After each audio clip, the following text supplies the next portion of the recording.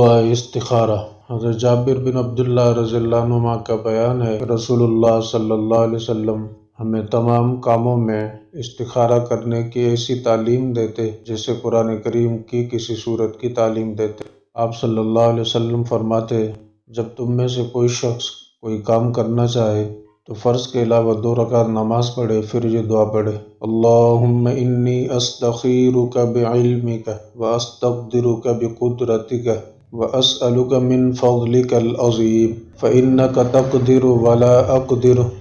وتعلم ولا اعلم وانت علام الغیوب اللہم ان کنت تعلم ان هذا الامر خیر لی فی دینی ومعاشی وعاقبت امری فاقدر لی ویسرہ لی ثم بارک لی فیہ وإن كنت تعلم أن هذا الأمر شر لي في ديني ومعاشي وعاقبة أمري فاصرفه عني واصرفني عنه واقدر لي الخير حيث كان ثم أرضني به۔ هذا الأمر کہتے ہوئے اس کام کا نام بھی لے۔